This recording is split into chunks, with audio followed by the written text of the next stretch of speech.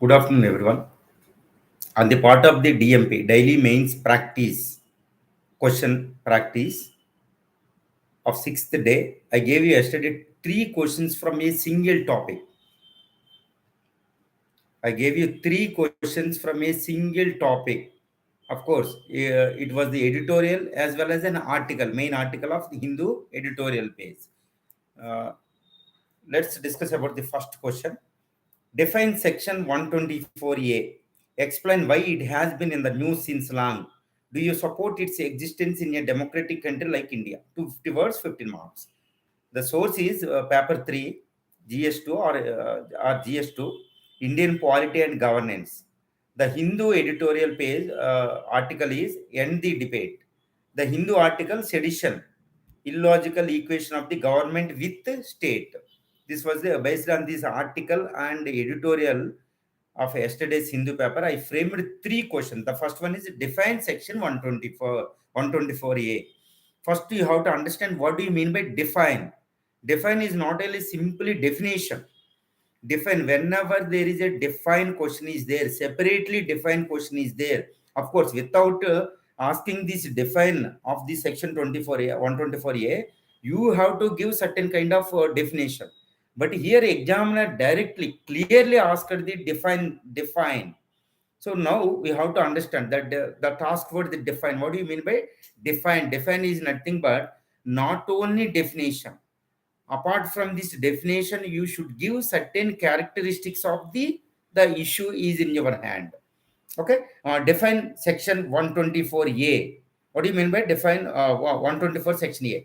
This 124 section 124A is the part of Indian Penal Code of 1870. Section 1, the 1870s Indian Penal Code. This is the 124A section, is the part of Indian Penal Code of 1870, which was framed by the British, a British colonial government in 1870. Since then, it has been continued. Of course, in the present 124A section is also known as sedition section. Sedition cases is there. If anybody, either through his action or words or anything, if anyone incited the hatred against a state, okay, that is known as sedition. The sedition case are being registered under the 124A section. This is what 124A. This is the colonial legacy in nature. It is not framed in independent India. It has been continuing since the British era, early British era. So it is a legacy of the British era. That is one important characteristic. Of course, even in independence also there is a lot of relevance for it, but there has been a lot of misuse. Okay, misuse. It is for more controversial also. This is another characteristic. Now, Law Commission, Supreme Court of India, and Government of India, various civil society organizations, everybody is discussing about this one. It is a controversial section under the IPC, Indian Penal Code of 1870. Okay, that's what the definition. Next, why explain why it has been in news since long. Explain. Explain is nothing but the give the reasons with the description. Why it has been in the news since long, especially for the last few years. It has been in news because 124A section has been rampantly misused in India.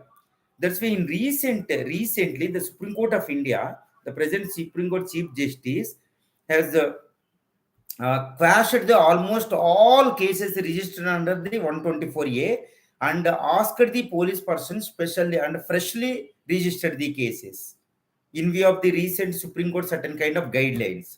So it has been rampantly misused. That's why many public interest litigations and many appeals filed in the Supreme Court of India regarding this one. The government of India is also ensured the Supreme Court of India to revise as early as possible this one. So this is the controversial in nature. That's why it has been in news since long. Okay. Next, do you support its existence in a democratic country like India? In a democratic country like India, do you support it? So here, do you support its existence in a democratic country like India? But here the implicit question tag is discuss. explain or explanation or explore or critically examine, whatever that one, based on the requirement or based on the context, you have to use any kind of question tag. Do you support it? Here, do you should not write in the first form. Okay. I will support, I will not support, don't use it. Do you support its existence in a democratic country like India? You can start like this. In a democratic country like India, where we have the free constitution, freedom of the right, free speech, and other various fundamental rights. We are the free country, free constitutional country, freedom of right, everything is there. It is a free country. That's why it is a highly recognized largest democratic nation in the world, not like China, not like any other authoritarian governments in the Eastern Hemisphere. It's a free nation where this secession, this Sedition Act like 124A is against the spirit of the Constitution. Of course, there is a relevance for this one, given the secessionist forces, divisive forces, communal forces, international terrorism, etc., etc. There is a relevance for this one. However, it is against the spirit of the Constitution, based on certain constitutional arguments, constitutional verdicts, constitutional bodies verdicts, and various arguments. It is proved that it is against the spirit of the Indian Constitution, especially Article 19, 1A, and that provides the that provided the freedom of speech. It is against the spirit of the Constitution. However, it has certain kind of relevance given the certain divisive forces. In this way, you have to maintain certain kind of neutrality, because Supreme Court yet to concluded and government is also yet to concluded. And in the same article, the Law Commission, the 249th Law Commission report is recommended the to continuation of this one. So every constitutional bodies and law commissions are supporting it, supporting its continuity. So that's why you should not go against this one. But of course, you should be critical. So it is better to maintain neutrality. Okay. Next, second question. As far as the second question is, critically examine law commission's recommendations on the retention of Section 124A in view of the rampant misuse and freedom of speech. I told you in the last question, it has been rampantly misused in India by various state governments as well as central law, under the central laws and state laws, mostly state governments. Okay, because of its rampant misuse, thousands cases were registered in various parts of the country. The recently Supreme Court of India outrightly quashed them and asked the police person to register freshly. And the meanwhile, the Supreme Court of India, in its affidavit to the Supreme Court, ensured to revise this, to re-examine this 124 section 124A under the IPC. In this effort, in this task, or in pursuance of this government ensured to the Supreme Court of India, the 249th Law Commission is reviewed it, re-examined it, and recommended to continuation of it. In what way the Law Commission justified its recommendation of its continuation is, though it is a colonial in nature, colonial legacies nature, it should not be the base to scrap this 124A section. And even based on this misuse, that should not be the base to scrap this one. Though this misuse is there and it is a colonial in existence, it has a long history. However, this should not be the basis to scrap this 124A section. And instead, okay, paradoxically, this Law Commission is increased the section, recommended to increase the punishment from 3 to 7 years, or in possible some life, if certain rarest of the rare cases. So it is goes against the this one. It is goes against the Supreme Court of India's recent squashing of these cases, misusing of the cases. So there has been, it is opened up the further discussions against this 124A in favor of India and in against this one. So it has been continuing. So in this way, you have to critically examine. Critically examine is nothing but you should act like a judge. Okay, and both sides you should use. It is not examine, it is critically. Critically is nothing but not criticism, critical outlook, critical outlook. Okay, in view, just like as if you are a judge, You have to look into that issue. You have to look at that issue in all dimensions. That's what that means critically. It's not criticism. Now, examine is nothing but both sides. And finally, you have to take the stand or your own viewpoint. Okay. In the rampant misuse, there has been a lot of thousands of thousand cases of sedition cases, even in social media. If anybody, any citizen is putting his any social media postings, based on this, when police persons are registering these rarest of the rare cases. This kind of misuse were reported in mostly in the some ruling party. Now it becomes a political tool in the hands of the opposition, in the hands of civil societies against the ruling establishment. So, in this point of view, we should refer to the 1962 Supreme Court verdict, especially the case of Kedarnath versus the Union of the India. In 1962, in its case, the Supreme Court of India has upheld this continuation of the Section 124A in the IPC 1870. At that time, the Supreme Court of India has supported the colonial viewpoint, the colonial government's viewpoint. During the colonial period, okay, the British government misused this one to suppress the Indian voice or to suppress the dissident against the British government. Whereas the same continuation of the 124A is also, okay, it is also continuation of the legacy of the British government. Now, the various state governments and the state establishment, like especially the police department or law enforcing agencies, using this 124A section to suppress the dissident against the government. Here, one important point is against the government and against the state. What do you mean? What is the difference between the state and government? In a democratic country like India, okay, there is a lot of difference between the state and governments. Government will come and go for every 5 years, for every certain period of the time. The governments are not permanent, whereas the states are permanent. State is being controlled by the Constitution of India. Here, in a democratic country, opposition is there, ruling party is there. Opposition parties should put to the criticism of the government policies. This is the tradition of the government. This criticism is the part of the democratic process. If this criticism is not only from the opposition, even from the any enlightened citizens, this is the beauty of the constitutional democratic system.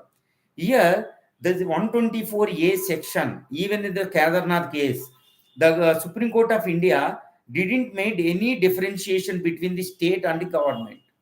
But in the subsequent cases, the Supreme Court of India has revised, extended, and differentiated between the state and government. The present 124A section A is not differentiating between the state and government.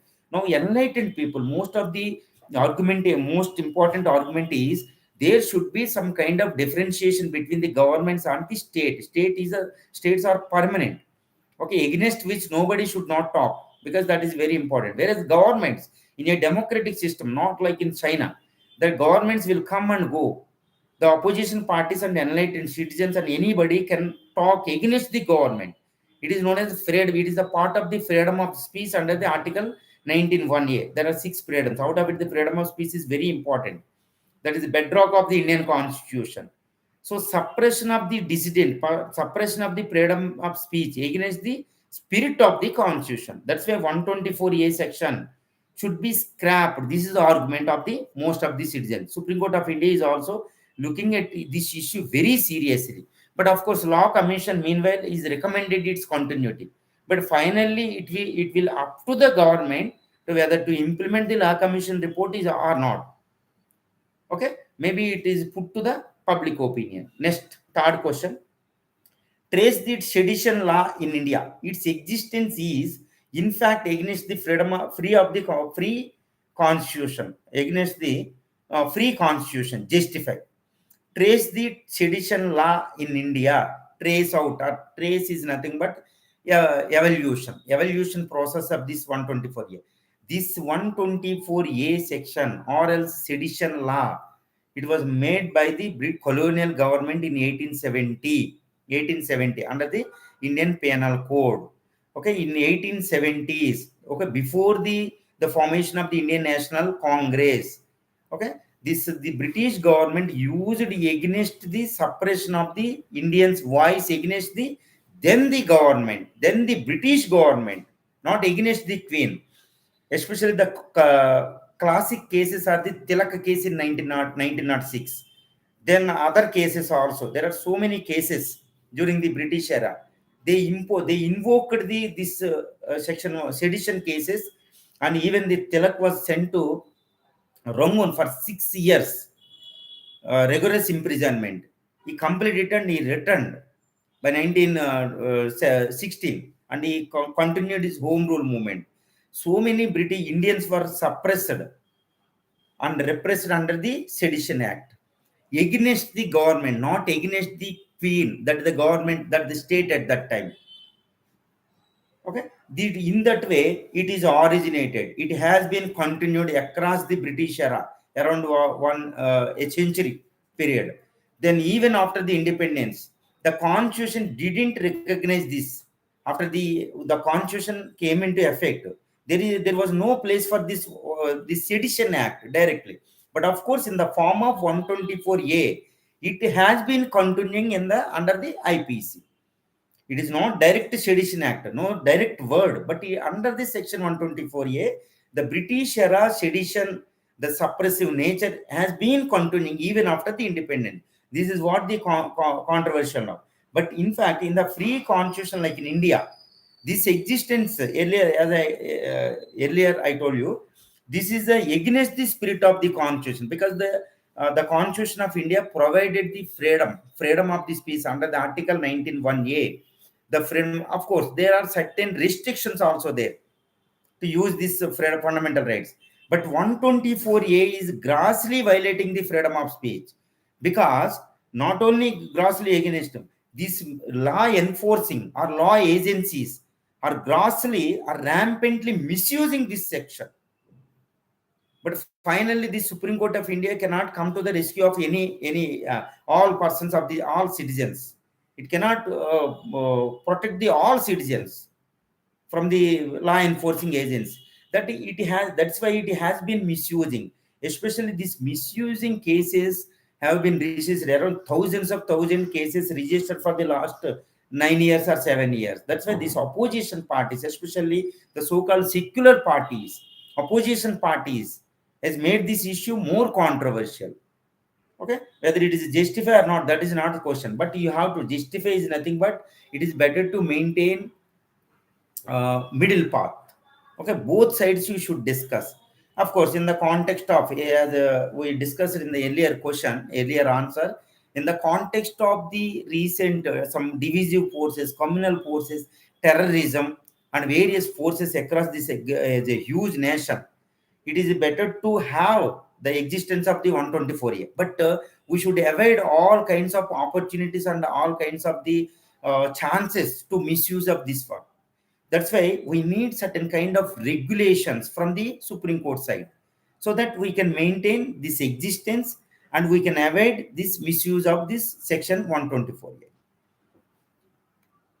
Thank you very much.